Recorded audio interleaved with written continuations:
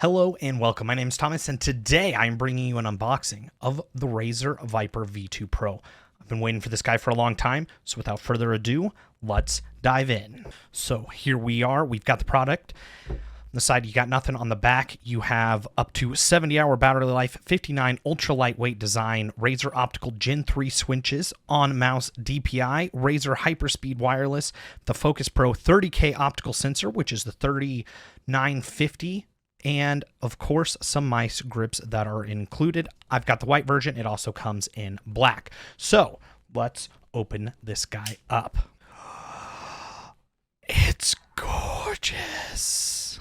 Oh yeah, that's what I'm talking about. I'm digging that opening experience. Nice. So light, and then, oh, the peel. Oh yeah. Oh yeah, that's the stuff. That's the good stuff. But seriously, I love this box. It's really cool. Underneath, you've got some more stuff. So obviously you have the Razer dongle. Let me try to actually get that so you can see it. Womp, womp, womp. And then USB-C, which I'm really excited for. Some rubber grip. Of course, you have the typical USB-A. And then the 2.4. And it says Viper V2 Pro, which I do really like. All right, so there's everything that you get in the box. So we'll go through it. Just, of course, their normal documentation that you always see. A little quick user guide manual or something, I suppose. Maximize with Razer Synapse. Of course, you've got the typical Razer stickers. And then you have the grip tape itself that you can apply to the sides of the mouse if you so choose, instead of it actually already being there like it was on the previous version.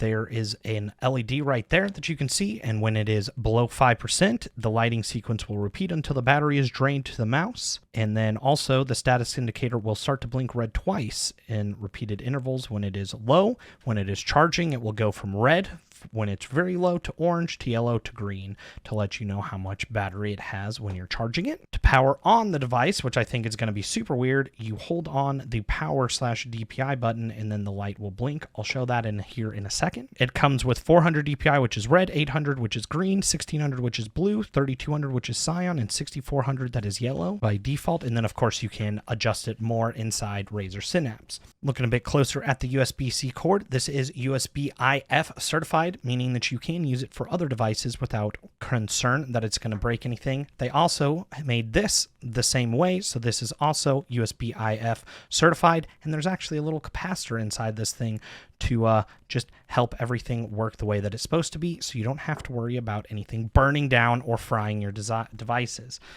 You've got your typical green there for the thing, and then of course USB-C right there, which is beautiful to go inside the mouse. This is pretty recessed in there, so that'll be kind of rough for some stuff. The reason why they tend to do that is because when it's inside there, you don't want that moving around a lot and breaking that port, so they tend to add a little bit of extra in there to make sure that you're good to go. Moving on to the device itself, obviously you have primary click, secondary click, your scroll wheel and down, and then the two side buttons. No side buttons on the right side, and a DPI/power button on the bottom. So let me feel out these clicks. Oh yeah, baby. I am digging it. These clicks feel really, really nice. They're pretty loud, but they feel very, very crisp. And let me look at pre-travel and post-travel. Let me get the camera set up so you guys can see what I'm doing. All right, so I would say that it's got low pre-travel because that's the click right there. I mean, it's barely moving at all. Same with the right side is also very, very little. And then moderate post-travel all around, which I don't mind. We'll look at the play for left and right. I'm not getting a whole lot there. I'm really cranking on that guy to get that. So I would say that the left-right wobble or anything isn't too severe. Moving on to the scroll wheel itself. It's got very dedicated steps that I'm digging. I like it a lot. Middle mouse click requires light pressure with a very satisfying crisp click as well. Overall travel is low. It is centered, so take that Finalmouse as you would expect it to be. And then the side buttons are kind of interesting. They obviously stick out a lot more from the shell than they previously did in previous models, which I'll show and compare here in a minute. I would say once again they have low pre-travel, which It's hard to show here, but that's the click, almost immediate click on both of them. And then if you really press hard, you can get into moderate pre-travel or post-travel, but I would argue that that's still, I would say low pre and post-travel for both of the clicks, and then low pre-travel for this with moderate post-travel, and then low pre and post-travel for this. All of these provide very crisp clicks. I would say these are going to be a little more mushy than the rest of them. Side clicks are quiet. Primary clicks are loud. Middle mouse button is moderate in how loud it is. All right, I'll do a quick sound test for you guys. Here are the primary clicks. I do hear a difference between my left click and my right click. However, they both feel exactly the same. Here's the side clicks.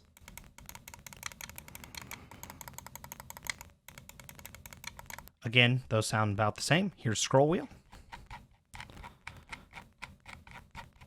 Very quiet in both directions. Here's middle mouse click. I'm digging all of the clicks. They feel so good, and the scroll wheel is maybe the best scroll wheel I've tried. This is a first impressions, so don't hold me to that, but I'm digging all of this right so far. The actual plastic is also really nice feeling. I like some people were saying that this comes across as feeling cheap. I think that it gives enough grip that it feels really good. I don't think it feels cheap at all. I don't think the entire device feels cheap. Let me try to get, when I'm squeezing it, I also have no flex whatsoever. The other nice thing too is no holes anywhere, despite being 58, 59 grams. We'll test that here in a second. So let's dive back in. Little weight thing right here. So let's test it out. Boom. 59 grams, just like they said. Yep. 59 grams. Obviously, you have the original Razer Viper Ultimate right here, which is actually going to be 78 grams. Oh, it's 77. Interesting. Let me try that again. Yep, 77 grams. Then, of course, you have the OG Logitech G Pro Wireless at 80, or should be 80. Okay, that says 82. Then you have the Superlight, which is supposed to be around 63. Okay, mine happened to be 59. I also don't have the puck in it. And then, of course, you have the Starlight 12 Medium, which is going to be around 49 grams. And then, just because I can, you have the Starlight Pegasus. Nope, is that right? One of the Starlights at 44. This is the small variant. Heck, since I've got you here, we might as well just keep going. We've got 65 grams for the Model O minus. Yes, I have not removed the plastic things from the skate. Okay, it was an RMA, and I haven't used it since then. 69 grams for the Aerox 3, which is also an excellent mouse. And then, of course, the Razer V2 is about 66, and I have one of those small, very light batteries inside there, so that will vary a little bit. And I also still have the dongle in there, so that'll add a little bit. Anyways, so there we go. There's all kinds of mice. And just for funsies, we'll throw in the Starlight 12 Phantom. So there you go. There are a whole bunch of really expensive mice and their weights. Once again, this guy coming in at 59 grams. The black variant is actually going to be 58 grams because the paint quality is going to add a gram, which is a little bit weird. We did see that with the Viper Ultimate. White edition is actually 78 grams, or in this case 77 grams, compared to the black version, which is 74. So you've had a massive weight loss from these two mice. And then, of course, this still being at 59 grams is still lighter than all of these. Literally all of them, with the exception of the Starlights, which are even more expensive. So, and another thing to note too is this is one of the only mice that are sitting here too that doesn't have any holes in it, which is another reason why this thing costs a little bit more than a lot of the competition. Not only is the weight absolutely crazy, but they did it without putting holes anywhere on the mouse, while also having the best specs of anything. Best sensor is in this guy. The best clicks are in this guy in the sense of latency because they're optical. And they're Gen 3 compared to Gen 2 on the Razer Viper Ultimate. This scroll wheel, I think, feels better than any of the other scroll wheels on any of these other devices. I mean, obviously, the G Pro X is really hard to beat as well. And then the side buttons, I'm really digging too. Definitely better than the Superlight. I still think the best side buttons definitely go to the Starlights, though. Just Finalmouse does, their side buttons are just so good. Although the Aerox V2 side buttons are surprisingly good as well. Why am I comparing a whole bunch of mice to this one? I don't know, because I've got you sitting here. Moving on to comparing these two directly together. One last note, I do think that Razer would be able to get this thing close to the Starlight 12 in weight if they actually did the hole mods like that are on this. If you did that same hole mod on that and made sure that it was still structurally, like the structural integrity was good, I bet you would get very close to the same mouse. So just keep that in mind, that there is still some extra weight due to the coating, due to not having any holes. All right, so here we have the Razer Viper Ultimate, and then we have the Razer Viper V2 Pro, obviously both in white. First thing that you'll notice, I mean, I'm just calling this one out as it is. You have the Logitech G Pro X with their two-tone scroll wheel, and the same exact two-tone scroll wheel there. I don't know if that was purposeful or not. I'm going to say probably. The one thing that I do like is that that's actually white now instead of a gray color like it was on the Razer Viper Ultimate. I also like that this is black over that, but you have the same type of texture that you've always had. However, scroll wheel feels very similar between the two. I'm going to give this one feels a little bit smoother and just superior overall, but that could just be luck of the draw between the two. Moving into the side buttons themselves, obviously the side buttons for the V2 Pro are going to stick out and don't have any rubber, where this one doesn't stick out nearly as much. And again, those are white, these are gray, and you don't have the rubber sidings on the V2 Pro. Also, no buttons on the right side with this guy, so the buttons are gone. On the front, you also have USB micro here, and you have USB-C here. You have the V2 switches in here. You have the Gen 3 switches in here, or Gen 2, Gen 3 switches. And then on the top here, you have an LED there because they got rid of the LED back here. So that's just painted on there, although it looks the same when nothing's on, obviously. And then on the bottom here, instead of having an actual switch, you have a power button that you hold for 3 seconds to turn it on, and then you can go through DPI. And then for this guy, you just would slide to toggle it and press through the DPI. You also don't have the Pogo charger anymore, as that is gone to cut weight. And then there's nowhere to store the actual dongle, which is probably my biggest complaint, to be honest, is just nowhere to store the dongle. Makes it difficult when you're trying to, like, if you're traveling with this. So that's a little bit frustrating, especially as somebody who owns multiple mice. I like to put the dongles of the mice that I'm not using inside their mice so I don't lose them.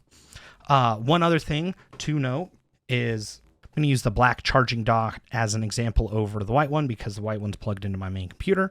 But you obviously, instead of getting this, which also charges the mouse, you now just get this guy, which does pretty much the same thing, just doesn't charge the mouse, but it does hold your cord, and then you can unplug your cord from here and plug it into here.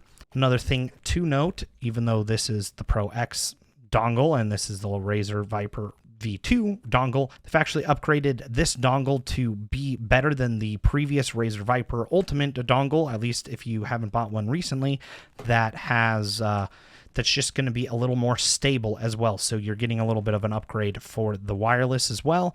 And additionally, on top of that, this comes with the 30K optical sensor. This one has a 20K focus. So this was the 3399. This is the 3950, which is superior. So we've kind of gone over the differences here. Same exact thing that we went through with the Logitech G Pro Wireless to the G Pro X Superlight. However, this one, you got a lot less upgrades for the G Pro X because they did upgrade the switches, but that was about it. I want to say the scroll wheel is exactly the same. Side buttons, except for not being modular, are pretty much the same. And then it came with the same exact sensor. Where with the Viper V2 Pro, you might be getting the same exact shape of a mouse, but everything else for this mouse was built from the ground up, as you have different, maybe the side switches are the same, but they've done a whole bunch of weight loss mods, increased the sensor, changed the power button, put it to USB-C, improved switches. I want to say maybe not the improved scroll wheel, but they've this is a completely new mouse. It might look the same, but it has been built from the ground up and is completely new. So let's actually get this plugged in and look at the software.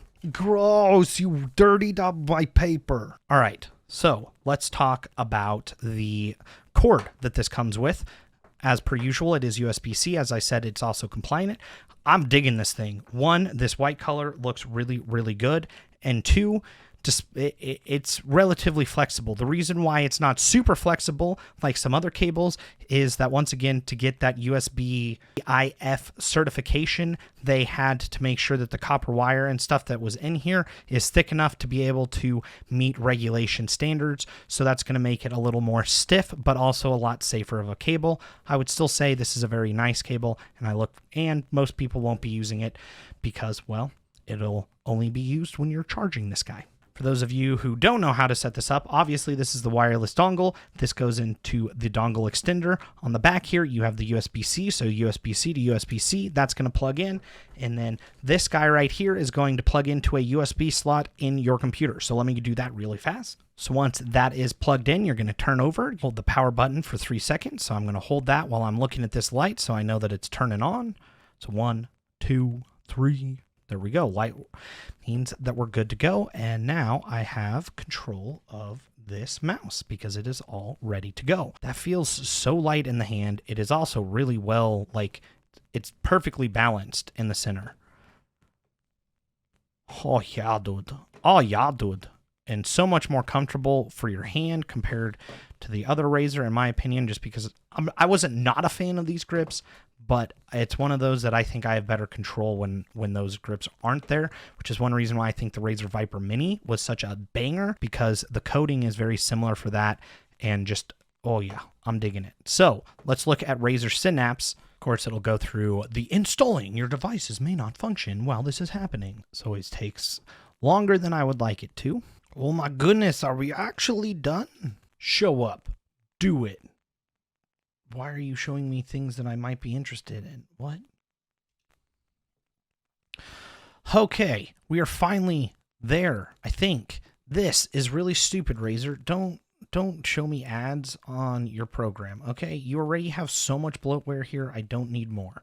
So anyways, right here, obviously, we have the original Razer Viper mouse dock, and then we have the Viper V2. So let's go into that. I do like that it's showing the battery level right here. Definitely digging that. So obviously, you have your left-right click. So it looks like you cannot change that, but you can change the rest of them, including scroll up and scroll down, and then, of course, scroll click and mouse 4 and 5. And then if you do the hyper shift, then you also can do whatever you want to for all of those. It looks like, unless if I am missing something, which I could be, you can't flip this around and change the power / DPI button, which makes sense as they probably don't want you messing with that. The hyperspeed multi-device pairings, with the new updated dongle, you are actually able to pair 2 hyperspeed devices together as one, and then that's where you would go in the software to change that around, as it can support up to 2 1000 hertz products at a time. And they do have a list, so that doesn't work on all of their products because, again, you have to have an updated dongle, I think, or something like that. I don't know all of the things, so don't take all of my word on here. I haven't done a whole lot of research. I briefly looked at it and I'm drawing conclusions, so I could be very wrong. But as far as I know, this is one device that you can pair, so you can have one dongle on 2 devices, which is really nice. Moving on to performance, you have the number of dots per inch TPI. You can have up to 5 or as low as 2, stage 1, and then of course all of their colors. So you've got red, green, like I was talking about earlier, all the way up to 30,000 DPI, which is insane. It's insane. Then you can also adjust that on an XY basis as well, which is really nice. Definitely like that. And then, of course, you have your frequency of 125, 500, or 1000 hertz. And then you can also open mouse properties. I recommend, if you're trying to be the best, to turn off enhanced pointer precision and making sure that guy is smack dab in the middle, because if you're wanting your mouse to be faster, you should be increasing your DPI, not changing this. Moving into calibration, the Focus Plus sensor was absolutely unreal and my favorite sensor to date, and is still the best sensor I've ever used on anything, period. And the specs actually reinforce that.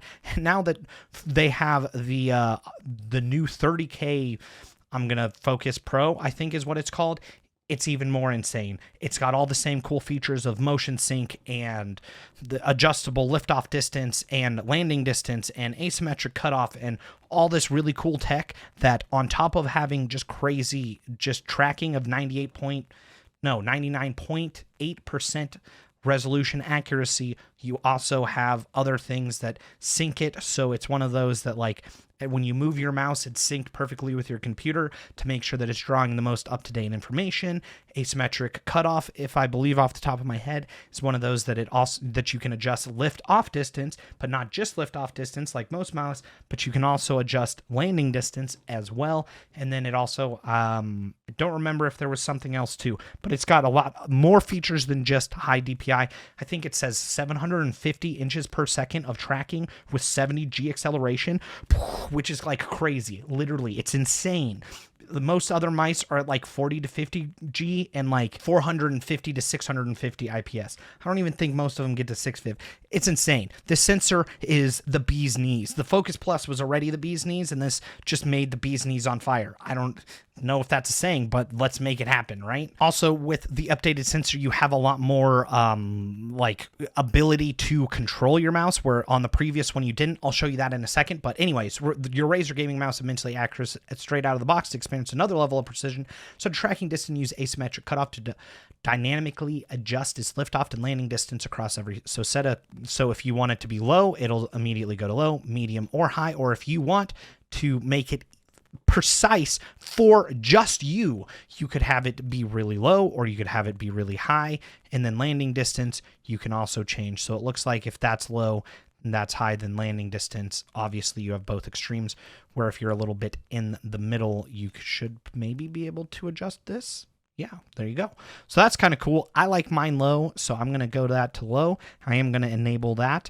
And then, oh, interesting. To restart your mouse manually, press and hold the left, right, and scroll wheel mouse buttons simultaneously for 7 seconds. There you go. It's nice to have that. And then over here, you have your power thing. And then, of course, we can go into power. So enter sleep mode if idle for X amount of minutes. So I have it set for 5. That's fine. When wireless, enter low power at 30%. I'm going to adjust that to like 5% because I think that's a little aggressive there.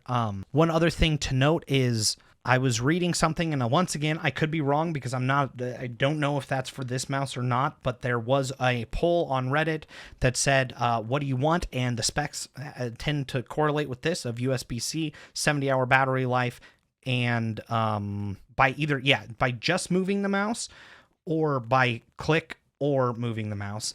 And most people elected to, I think, to move the mouse to wake it up. So if you're one of those people that like to like click your mouse and it's not waking up, the reason why it's not doing that is because that feature isn't actually available. You have to move it in order to turn it on and off. I don't think that's going to be an issue for most people because most people move their mouse anyways when they're clicking. So it shouldn't be an issue. The reason why they did that, just in case you're nerdy like I am, is optical switches obviously have a beam of light that's constantly on to register if the click is there or not. So by you entering a low power state, they can actually turn off that light so it's not on and draining your battery, and then that way it's just pulling it off the sensor, so when the sensor moves and registers tracking, it can activate and turn on. So there's the nerdy side behind that, and in case anybody cares, I care, so maybe you will too. So I also promised that I would show you what the Razer Viper Ultimate is. Again, same thing. Over here you have obviously way more buttons because you have your side buttons. You can also use this for left or right-handed, and then you have hyper shift just like the other one. For performance, again, this only goes up to 20,000 DPI instead of 30,000 DPI. One thing to note, the reason why higher DPI is technically better, it's kind of a random example, but if you take an image and say it has 30,000 pixels compared to 20,000 pixels, most people are probably not going to notice in most things, but if you're going to the very finite minutia of moving one pixel at a time, having 30,000 pixels compared to 20,000 pixels is going to be better. So I'm not saying that that's a wash, but I'm just giving you a high overview example of 20,000 DPI is still fantastic. 30,000 is going to be even better, even if you're playing at a lower sensitivity, because it's going to give you better overall accuracy. But of course, same DPI switches as usual. You can have the same switches of frequency. For the lighting, you actually have lighting, so you can adjust that if you so please with the Razer Viper Ultimate. And then here is what I was talking about with continues to have smart tracking because it is the Focus Plus, but it's just the Focus Pro now. where landing distance is 1 millimeter and liftoff is 2, which is the same exact thing. However, with this one, you didn't have any real differences of just 3, where now you have a ton of different distances. So that's kind of interesting. And then, of course, you can do manual calibration. However, you shouldn't need manual calibration with smart tracking. Then, of course, power mode is the same exact thing as it was before of go into sleep and low power modes. Obviously, this is not a review because I haven't tested the mouse yet, because I've been talking to you, fine gentlemen or woman. So the Razer Viper Ultimate is still tied for my top spot between the Logitech G Pro X and the Starlight 12. So those are my top 3 that are tied for first place, because I really can't give a win to any of them. But I've always preferred the Razer Viper just because the optical switches are beautiful, low latency, they're really responsive, no double clicks because they're immune to them, and then the Focus Plus sensor is just something super delicious. However, the 78 grams for this guy, while still lightweight, just held it back a bit. So now that it's upgraded to the 58 grams, and it has a better coating that I like, and Gen 3 switches, and an even better sensor. Whew, I'm really excited to test this guy out, and I think it's going to take the #1 spot for me, even though I still love the weight of the Starlight 12. It's one of those that I like the shape too, but just Finalmouse's QA is terrible, and while this is a great shaped design thing, and they're doing better with their firmware with updates and stuff, the quality of this guy is night and day better than this guy in almost every single way, except this guy is better with weight, and since it has magnesium alloy, it has a little better premium feel, like build quality just from feel, but not having any type of holes for the Razer Viper V2 Pro is really nice. I apologize that this thing is super blown out. It's because I wasn't planning on doing a face cam, but I set it up really quickly, and I'm doing reflection light off of my actual B-roll, which is going to be this guy right here. So yeah, but it's one of those that these are now tied for #1, in my opinion, are the 3 best mice on the market right now. If you're looking for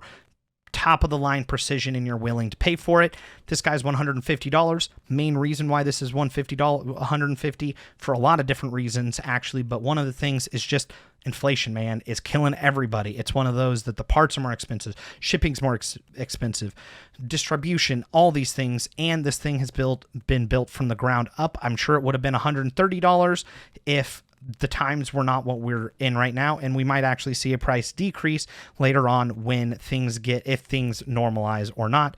But I don't think that's too out of the realm of ridiculous, because once again, you're paying a lot of money to have the best specs on any mouse, period. And then also to be lightweight is very, very, very hard to do. Just one example of that is try to say something really, really complicated with the least amount of words as possible, and try to just, how long does that take you to do? And there you go. That's one reason why mice that are really light are more expensive. Same with cars that are more light tend to be more expensive, because it takes more engineering to actually get that to work the way that it's supposed to be, while still holding on to the structural integrity. The same thing applies to mice or anything else that is light. So anyways, back to my point, $150 for this guy. Is that expensive? Absolutely. This guy is $159.99, so $160. Nobody scoffed at that when it first came out for $150, and then Logitech increased the price to $160 to be able to keep the same margins, but I don't hear people yelling about that. This mouse is also excellent. A lot of people absolutely love this mouse for the right reason, because it's excellent as well. I still think like I said, I haven't tested this yet, but just from me liking this guy so much, it's one of those that I definitely think this is going to be my new favorite mouse of all time. And then, of course, you have the Starlight 12, which is only from drops, which means it's very, very hard to get your hands on. And then also costs $189.99. So really, out of the 3 top of the mice for my #1s, this one is actually the cheapest and has the best specs. Across the board, it's more lightweight than the G Pro X. It has better switches because they're optical and they're Gen 3 and actually feel... Let me do a quick click test of that. So to turn that off, you hold the power button and then it blinks like that, which is cool. Oh my goodness. This is a new mouse, so I'm sure it'll wear down a little bit, but this has just as crisp of clicks. I would actually argue, Ooh, those are really, really, really close. Holy. I might have to give the win that this is a crisper click. It's louder, but both of those are loud. This one's definitely louder for clicks than this one. Man, that's crazy. And then, of course, you have... and then the Starlight's clicks are meh. They're really... They've gotten better with like the newer models, but are nowhere near as close as both of these are way crisper than that. Scroll wheel definitely goes to... I would still say is a tie between this guy and this guy. Side buttons on first appearance, I would say probably go to this one. These are probably... I think they're better on this one by just a smidge over this, with this being the worst. Middle mouse button is the same, but I think middle mouse button without actually going to accidentally scroll is easier on the Viper. And then, of course, you have your on-off button. Not on-off. I don't remember what the battery life, to be honest with, is for the Superlight. I know that it's excellent, really good. I know that the battery life for the Starlight 12 is absolutely fantastic, 10 out of 10. I don't know for this one because I haven't tested it. You do have to keep in mind these are using optical switches as well, along with a better sensor, so it's probably not going to be as good as either one of these, so battery life probably goes to either one of these. And then, of course, you actually have USB-C for charging for this guy, you have micro USB for this guy, and micro USB for this guy. So, and then for PTFE feet, I don't know, they're all rounded and pretty good for all three of these. So this one is so thin that a lot of people are saying that it wears out pretty quickly. It's pretty darn thin for the Razer as well. Definitely a lot thicker on the Starlight 12, so that's just something to keep in mind. I wouldn't say that it's necessarily any thinner than like the other Vipers though either. So, closing arguments. So that was a really long video that went in a whole lot of different directions. I will have a more focused, like better put together review, professional review here in a little bit once I have some time to actually test that guy out. I'll also be doing a more professional review of it, comparing probably the Starlight 12, the Razer Viper V2 Pro, and the G Pro X Superlight. So I'm planning on at least those two videos. If you would like to see something else, let me know down in the comment section below. If you have questions, let me know in the comment section down below. I also might just do a direct comparison between these two and then a third comparison of all three of these.